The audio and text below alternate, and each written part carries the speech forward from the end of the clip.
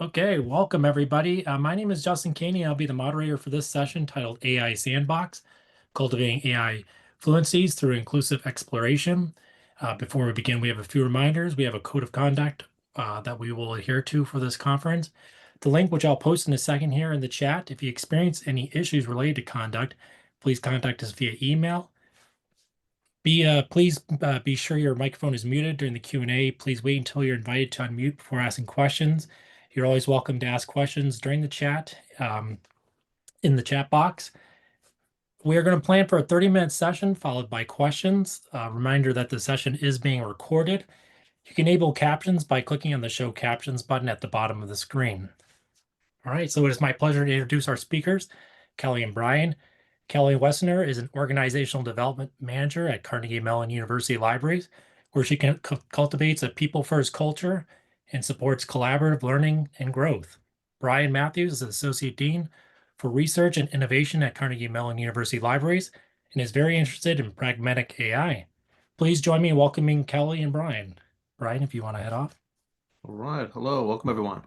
Let's go ahead and share some slides we've got here. Guessing that we're looking good. So welcome to our presentation. We're going to share a little of a social technical a program that we developed. It's called AI Sandbox.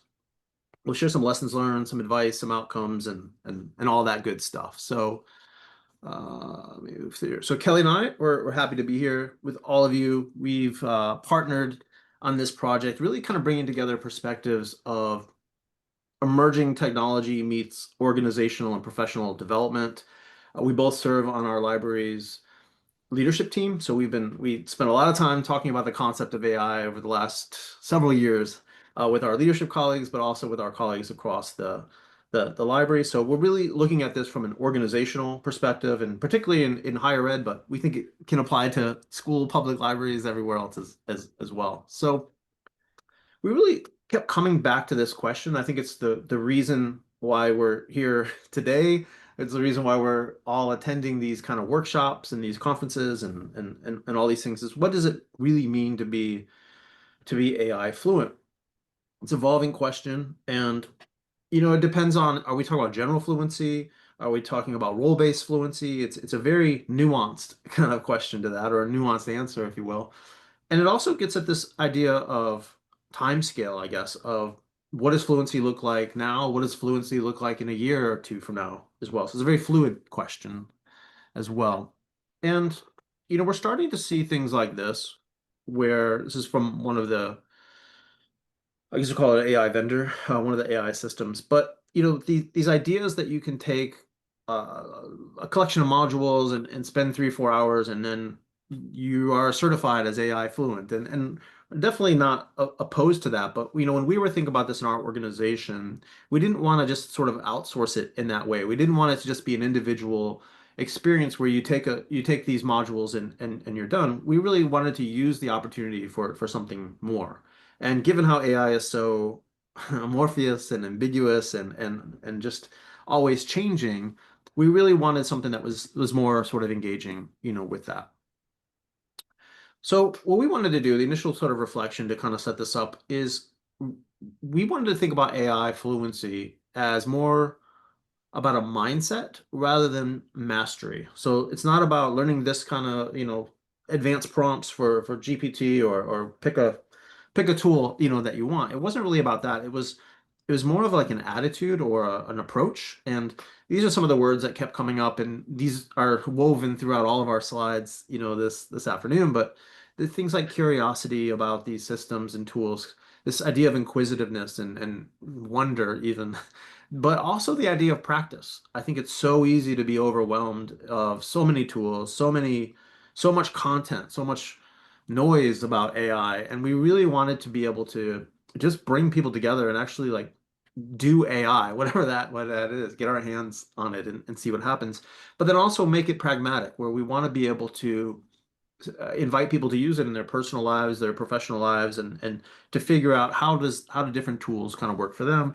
And it's ongoing, it's an iterative kind of thing. And I think that really gets at the point too of this whole AI thing requires this sort of open-mindedness. And that's really, I think, what we were trying to cultivate is this open-mindedness to do that. So a lot of text on this slide, but getting back to like why it matters. And again, I think it's like why we're all here this week, why we're all curious about this question.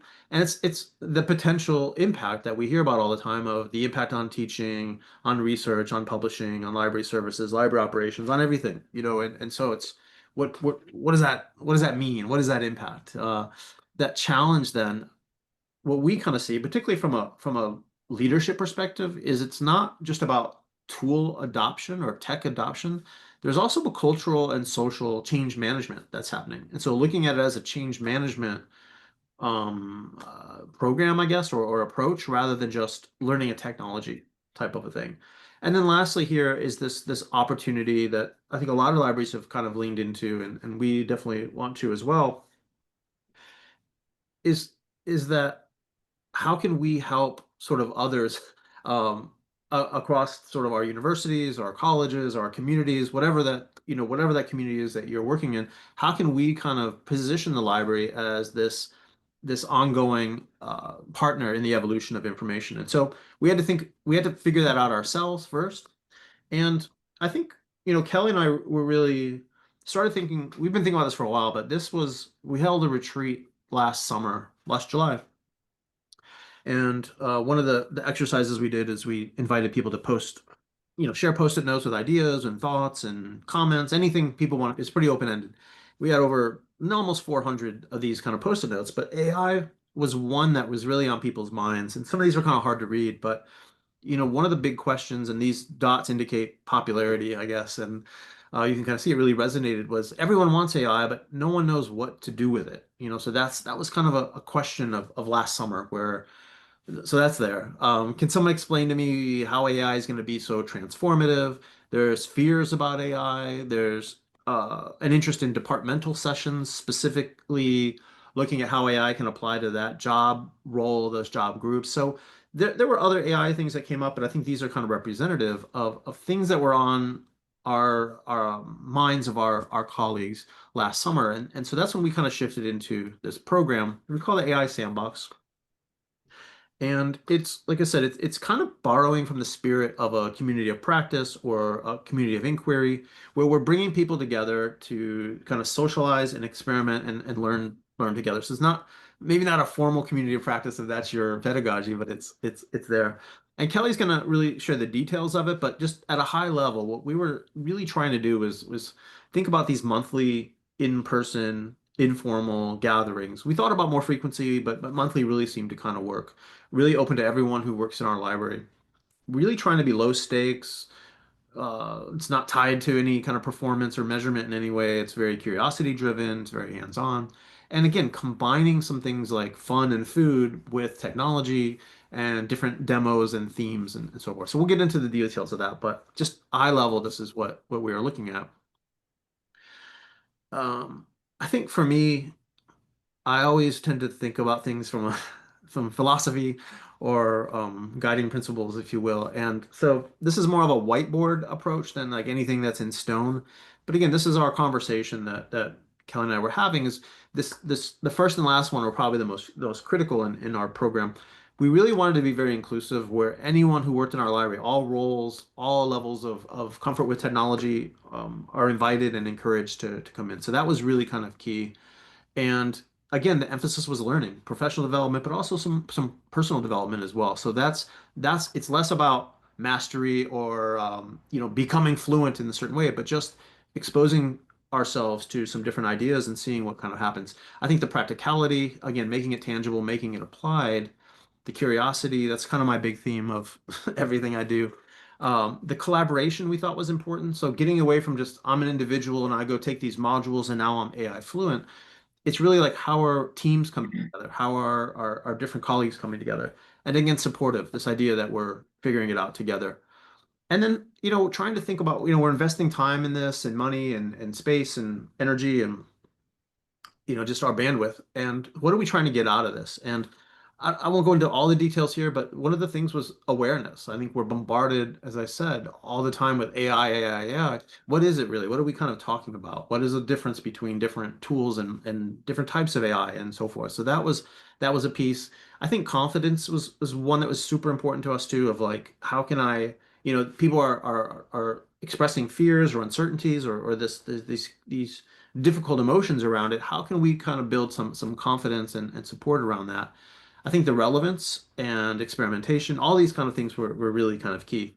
And again, I think that idea of community. So it's we're doing this together, we're learning together, and it became a collaborative experience. So I've been hyping it up. We're going to get to the details next, but I think Kelly and I are a good team because I tend to be the philosopher designer, and she's excellent with logistics and improvisation, we'll even kind of say, or improv, helping us implement. So we really kind of kick these ideas around and with the idea that it'll evolve as it goes. And so we really went from here's this idea, here's this opportunity we have, let's kind of turn it into an experience for our staff. So I will hand it off to Kelly now. And Okay.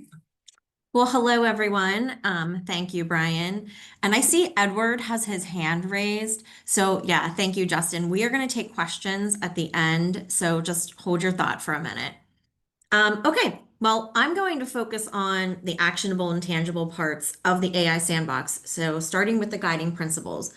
So theme-based structure, each sandbox focuses on specific themes like prompt writing, AI ethics, image generation, or summarization to help participants build confidence through depth while offering enough variety to maintain the engagement and growth over time. We intentionally invite voices to create diverse contributors from across the organization. So we're not just bringing in like the tech savvy people or, the faculty members, because everyone from HR to IT to all of our support staff have valuable insights to share. So this cross-functional approach fosters peer learning and community ownership.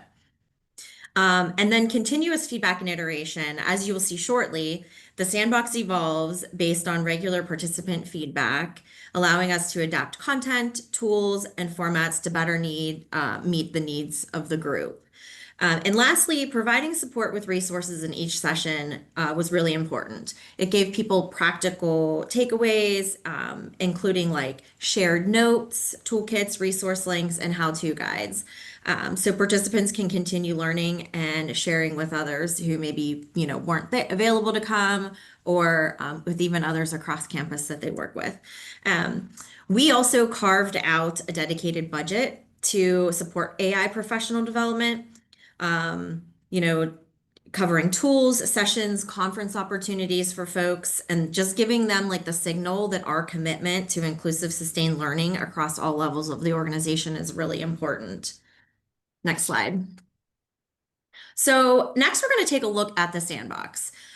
We held 8 sessions between the fall of 2024 and the spring of 2025 semesters in both of our CMU library locations.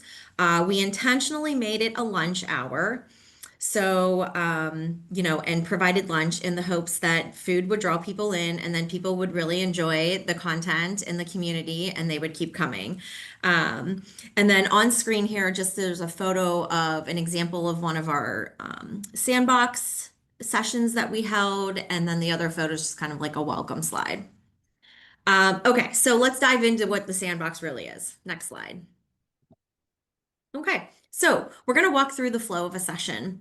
In this picture, you will see in the slide, you'll see the way we have the room set up. And we had it set up this way every single session. We had groups of tables put together where we could have groups of 4 to 6 people for that group interaction and engagement. And so we kicked things off with lunch and a casual welcome around 11:45.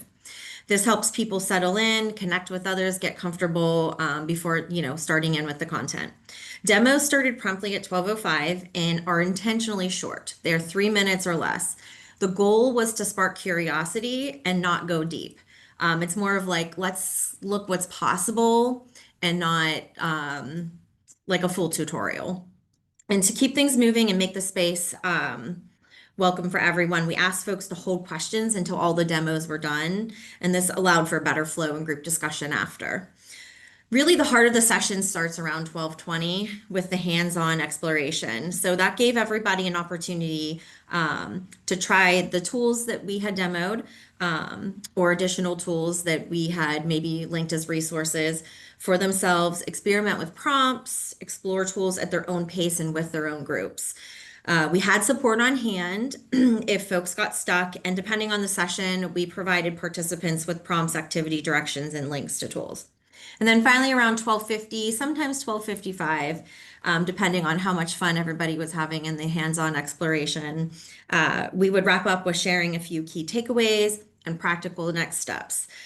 We also had like a shared folder where we dumped a lot of other additional resources into it for folks to go back to.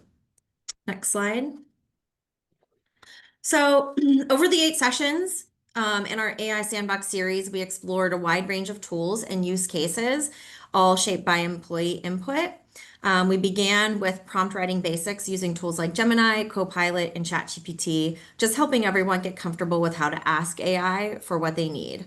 And then we moved on to exploring image generation tools like Adobe Firefly and Canva, and had a session on AI music creation led by our music librarian. And that was a really big hit. We reviewed research tools to support discovery and summarization.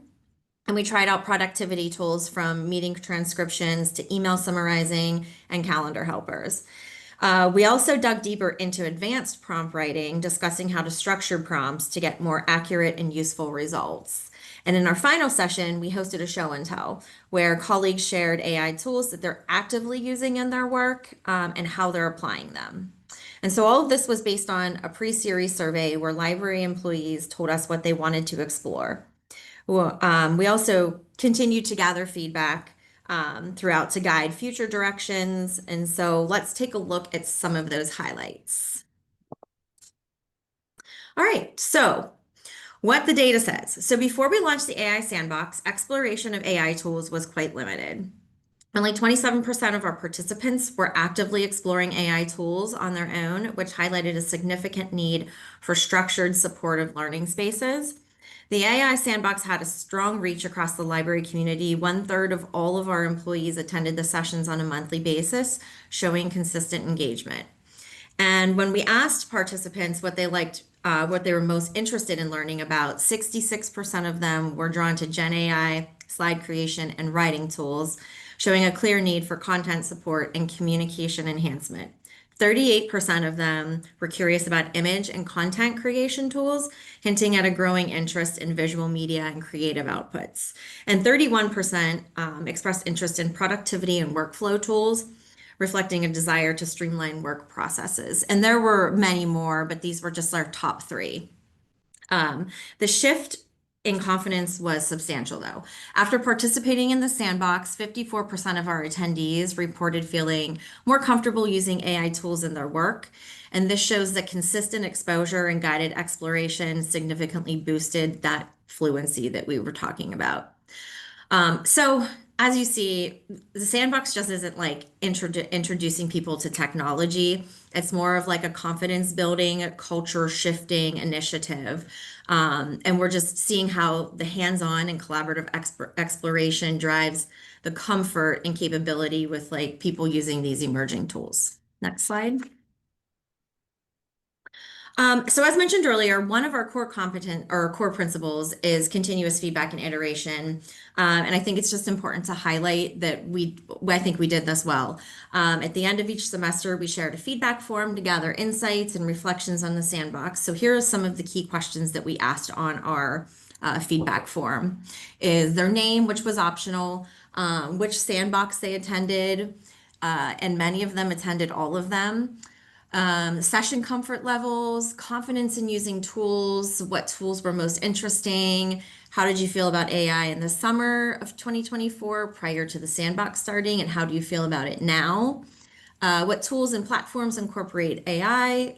Do you like using, future interests, and just overall suggestions? Next slide. So the next 2 slides showcase direct quotes from our participants. They're real anecdotes that we gathered from the feedback form. So these anecdotes are especially exciting because they highlight how the AI Sandbox just isn't informative. It's really impactful. And so people are not just learning, but they're genuinely enjoying the sessions that we're holding and the people that they're working with in those sessions. We're discovering practical ways AI can support all of our work, and a sense of empowerment kind of shines through with some of these anecdotes. So, what participants shared when we asked what AI tool has been most useful in your work. ChatGPT, OpenArt, ChatGPT, Gemini to help with writing, ChatGPT app and Copilot for VS Code, Notebook LLM, Canva to help with, signs, social media posts, manuals. Next slide. And then one of the other questions we asked was, what AI opportunities are you starting to see? And so, the prompt writing was helpful after that session. I started using LLMs more because I felt more confident. It helps me writing and organizing my thoughts way faster. I like this one. I'm still smarter than it, but it's a great assistant. I used it to find patterns in spreadsheet data. It helped with summarizing things I'd normally struggle with. People are starting to see the potential, how AI can help them focus on the parts of their job they actually enjoy. I love that one. And next, I want to learn how to get it to create graphics from my data. So now that we've covered what the sandbox is and how it's structured and the feedback we've received, we're going to shift gears and talk a little bit about what we've learned along the way and how those have helped, us evolve and improve the experience. So the first session was definitely a learning curve. It started at noon, and people walked in at noon or a few minutes after. And then it took 10 minutes to get lunch and chat and get settled in. And we also tried to pack way too many demos into it, which overwhelmed the session. We also tried one open, unstructured session and quickly realized that wasn't what people needed. It was without a plan, the turnout was low, the engagement kind of dropped. So we shifted back to the more structured agenda, and that made a big difference. Not every demo had to be strictly work related. We showed how AI assistants can help you in your personal life, like planning meals, organizing a trip, and that made it a lot more relatable to people. I think less scary in the beginning for them, and then they, became genuinely curious. We also found that Q&A could eat into our hands-on time. So that's when we started kind of using a parking lot for questions, and then we'd circle back to them like after the demos were over, when we had a little bit of extra time before the hands-on session. We also learned that people are very willing to do a demo, but they're not very willing to volunteer. So when we sent a personal invitation to them, that went a long way. And it helped us showcase a variety of voices. And then always sending the agenda in advance with details like lunch plans, session location, demo topics, and whether there was any pre-work helped people feel more prepared and showed up ready to participate. Next slide. So you might be thinking, how do you start this? How would I ever get started? So we just are going to share some of our tips. So make it hands-on. We know that people don't want to watch. They want to do.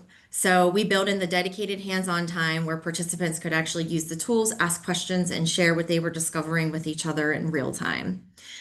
Food brings people in, so let's feed the curiosity. It was surprisingly a powerful motivator, not just for turnout, but for connection. We tried one time and had everybody bring their own lunch, and not many people showed up that session. So we circled back to, providing lunch. And we also made it a point to offer a variety of foods, not just pizza, so it felt thoughtful and inclusive. One of the most effective things I think Brian and I did was we have like this people-centered leadership. So we were very transparent with folks that we are not experts. We are learners with you.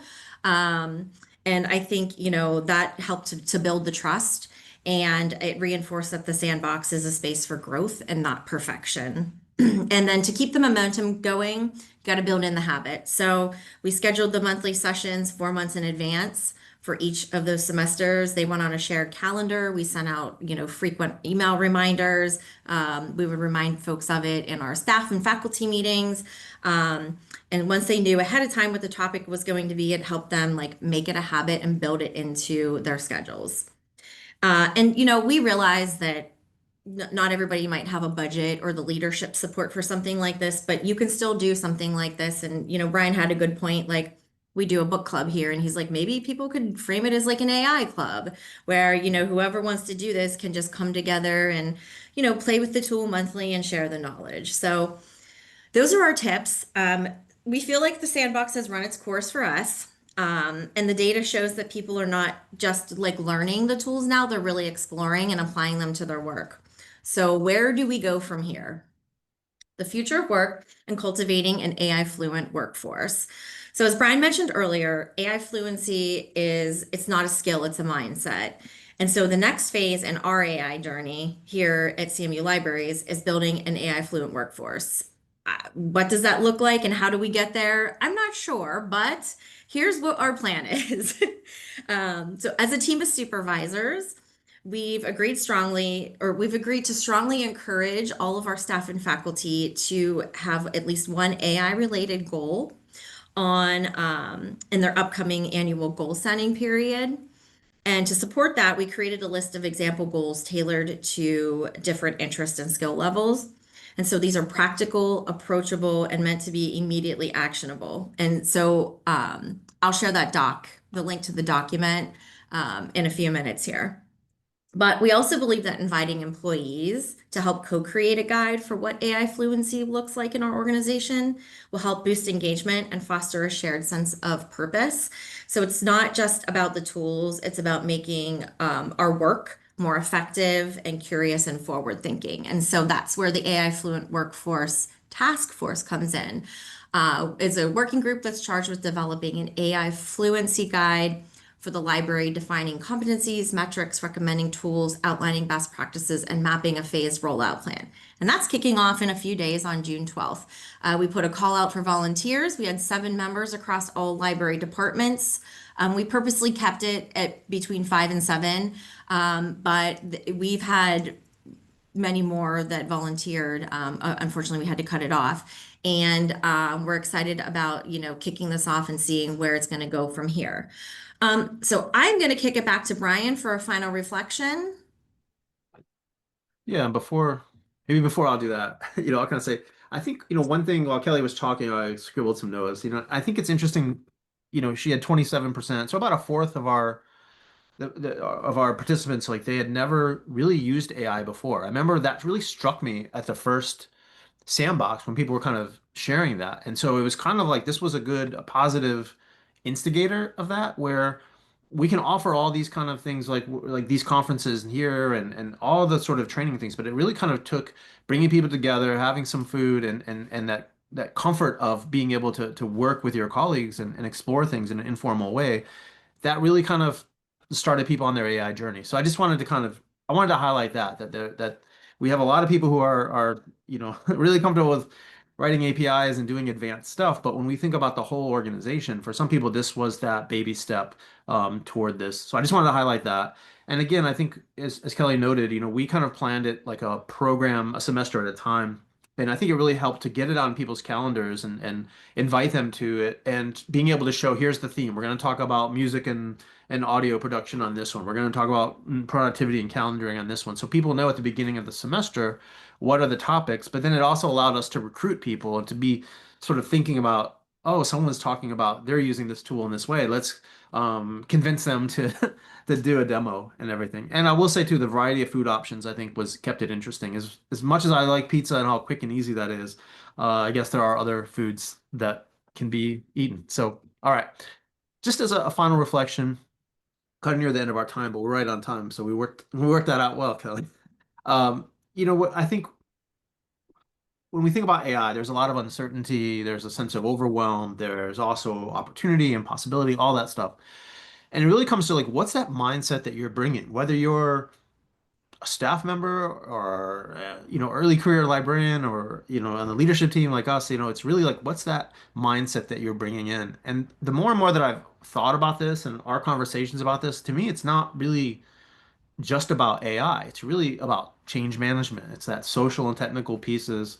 It's about the culture and emotions. It's about professional and organizational development. It's all those things in, on this slide here.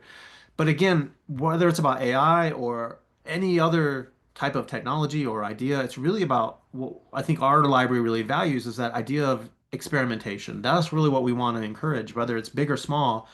That's the sort of that curiosity, that inquisitiveness, that pragmaticness. That's that kind of goal. And so AI now becomes like a vehicle for us to encourage that within our culture and to build that camaraderie and that conversation. And a lot of C words there. I think it also gets at this idea too of our university, or if you're at a school or city, or whatever your context is too.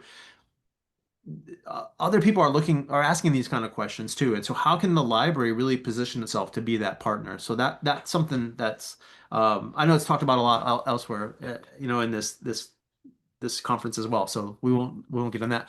But ultimately, it's getting that sense of agency and so forth. And I'll end on this kind of concept. Actually, no, I think I have like two more slides. But the concept is when we were cleaning up after our last sandbox session, a few of us were kind of hanging out and talking, and really informal. So even more informal than our informal sandbox. And it was interesting how people were like really passionate about, I'm really into Claude, I'm really into GPT, I'm really like people had these strong attachments, and we were talking about why, like interface and different tools for different contexts and different times, and people had developed this. We went from using AI for the first time last summer to really being passionate like sports teams or something with the AI agent of choice. And so that was just, it was, to me, it felt reflective somehow of what fluency was, where it's not just about mastery of a tool or preference even of a tool, but thinking through like, why do I use these tools? Why do I like them? And how the sandbox served as a type of scaffolding for that, where it wasn't just this 1 hour a month, but it rippled out into conversations people were having in hallways and in meetings and on Slack and so forth.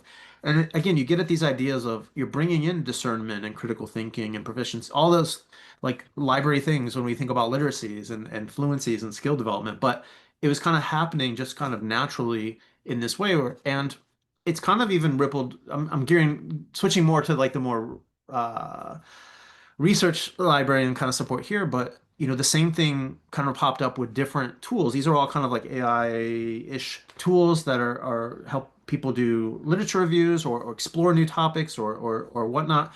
And in a lot of my conversations with our librarians, I would see that same thing where people really liked one tool or really didn't like another, or were curious about one and so forth. And we've started to see this question now from different research groups or different labs on campus that were, hey, we're hearing about these tools. Can you come and talk with us about that?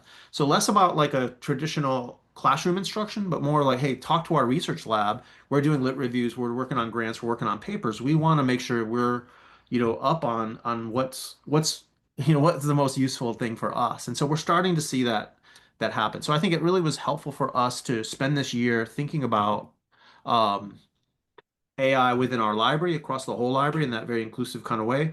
But now we're starting to see how is that rippling out to our university, our community, and how we can kind of bring that forward. So I'm Brian, Kelly. We thank you. We can take questions now, and we'll go from there. I'll stop. I'll leave this here for a minute, but I'll stop sharing in just a minute though. Yeah, thank you, Brian Kelly. So we had one question in the chat, and then if you do want to ask a question, feel free to keep asking them in the chat. Otherwise, you can raise your hand and I'll call you there. So this kind of goes, this was a question early on, but did you have anything extra to add to how does curiosity and other ideas about AI tie in with the idea of upskilling or improving your general skills in AI?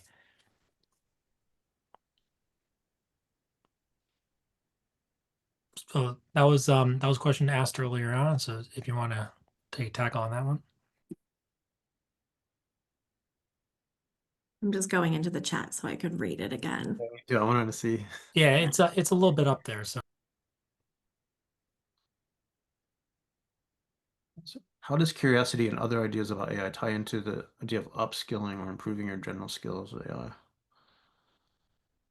I think I mean, Kelly, you can riff on this too, but I think it was like, we're more of like, well, we kind of saw sometimes it was an entry level of getting people into experiment with AI and talk about AI and to share their sort of thoughts. And we wanted to like make it more tangible. So it's not just Chat GPT. There's other tools, that are there and other uses of it. But at the same time, we were kind of like trying to not be the instructor so much, but more of like facilitators of like, what is it you're interested in learning? What else could we do? Or what skills do people have that we could then share? So I don't think this was, I mean, correct me wrong if you want, Kelly, but I don't think our thing was like, how do we get people up to advanced level? It was just more about exposure at the large part. Yeah, and exposure and curiosity can lead to people becoming more interested in, let's say, a certain tool that they feel could help with, I don't know, some of their work. And then, like, I would encourage folks at that point to talk to their supervisors about, upskilling in this, or learning more about this and how this can, help with like work, like business office and workflows and things like that. So we weren't actually upskilling anybody. We were just setting the stage for people to become interested in some of this stuff, maybe aligning it with some of their work, and then talking to their supervisors about how they could learn this skill, if that makes sense. And I think, something that Kelly had shared earlier too is we have like a professional development budget, like a lot of libraries, but we also had a separate budget that was just for AI upskilling, if you will, or other kind of things. So if someone was inclined to this and they were like, "Oh, I really want to go deeper into this," there was money set aside, for that. Although there was so much free stuff online as well and different things. But Great. So it looks like we have another question. How do you get other libraries and staff to try these AI tools and how these can help students in the workforce? What are the benefits of library database AI tools and who've turned them on specifically at your university? I know we use Scopus AI and Kenius. I think those are the only ones that I'm aware of that we have. This is beyond the context of the what we're doing, I think, in the sandbox. But let me see. We do a lot of workshops. I think that's kind of where we from how do you build a how do you like build a language model and do the very kind of advanced programming and data things. I'm not sure off the top of my head if we do sort of more that entry level kind of thing to our students. Um, Let me see. And kind of going off that, another question. Think about the inclusive nature. Often libraries are siloed, just like other organizations. Was there any additional strategies or incentives, or did you work with department heads, to target certain maybe departments that weren't as engaged in this process, or, were you also opening this up to work study students? That's another angle I was kind of curious to know about. That's interesting. So no, we didn't target any specific groups or supervisors.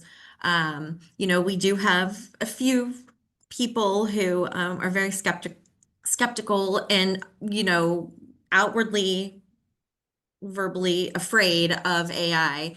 And we were happy to see that several of them joined our AI sessions.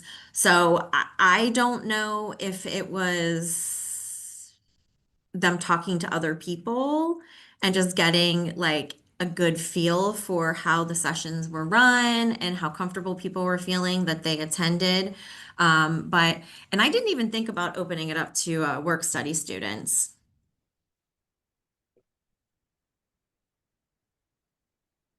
Yeah. Great. And so it looks like we have another question came in the chat. Your framing feels important. We are all learners. AI fluency is a mindset. Change management is at the foundation. Brian, you mentioned that this is at the end of your reflection. Do you see potential to lead conversations about extending these concepts into faculty development, career preparation, and other university functions? Looks like we got about 6 minutes, so maybe this could be the last, or maybe one more question after this.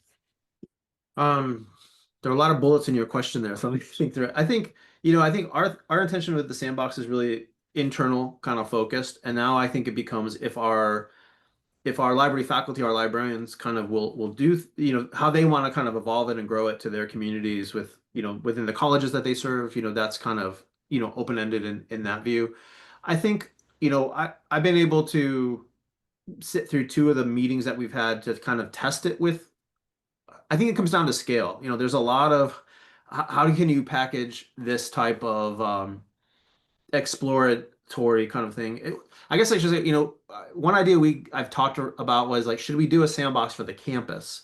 I don't know that we'd be able to do the food and everything like that, but again, maybe there's something like that, or maybe at a college level, bringing that in where like the librarian and people at the college are bringing in that's something to be explored. I think for us, the natural progression we kind of saw was we wanted to help people become comfortable with it, so more like get their feet wet, so to speak, and move now toward having a group that's figuring out the fluencies for our organization. So, our intention at this point was to start that out. Now I think also it's figuring out how do we bring these kind of tools and kind of put them together with the databases that we have, where it kind of becomes we're really in helping you develop your information practices. There's a lot of different tools you can use. If you use GPT or Gemini, that's cool, but here's some other things as well, or here's how you could use those things better. That becomes it's different than what we were kind of focusing on. That becomes more of a librarian, kind of, component there. I think we are also interested more in the like back of house stuff. So how do we keep track of all the projects that we're kind of doing, or how do we, uh, send emails that are nicer to folks and so forth. So I think it's really kind of looking across the whole idea of the library, not just the instructional kind of piece, although that's our librarians are very keen to that as well. Yeah, it looks like we have two more questions, and I'm just going to ask them both. They are separate, but do you work with the Center for Innovation for Professional Development?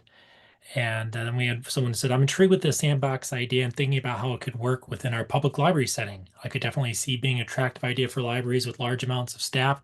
We'd be interested in adapting something for our patrons. Though, would you consider doing something like this with the students at your university, your patrons? So two separate questions, we'll leave with that. I don't know if we work with any centers of professional development. No, we do not work with that center. Yeah, the other one's interesting. I think that's where there's a lot of opportunity there of, I think from a public library, I think there's a lot of different audiences that you kind of serve too. And so helping people, I think the spirit that we had of like getting started rather than the more advanced kind of a thing. So I think there's opportunities for both, but I think we were more centered for you're hearing about AI in the news, but like how do we really make that tangible and pragmatic and really get your hands on it and try that. So I think what we kind of saw, and you could use our kind of model too of, using it for images, using it for audio or music, using it for, different text or rewriting or different kind of things. So I think, making it really pragmatic in whatever that context of your community is. I don't know, Kelly, if you want to riff off that one a little bit. Um, I guess it's a consideration. I think there would have to be, I don't know, I think there'd have to be some feedback that's sent out to students, like to gauge interest and needs for it.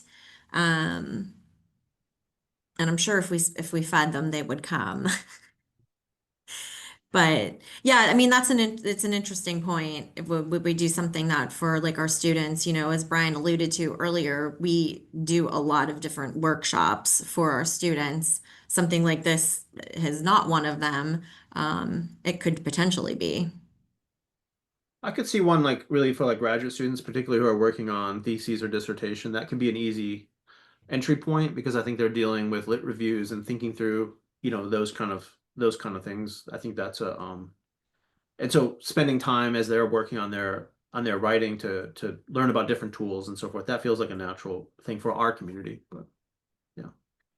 Well, great. Well, I want to thank Brian and Kelly for your presentation. We are at time. Just to let everyone know, if you want to refer back to this presentation is being recorded and will be posted on the library's, excuse me, the conference's main page, which is a LibGuide, as well as the material. I just put that in the chat one more time. If you want to reach out to Kelly and Brian, they also put their information. They should be able to be contacted through the conference main chat. Thanks so much, everybody. Thank you, Brian, Kelly. Bye. Thank you, everyone. Thank you, Justin.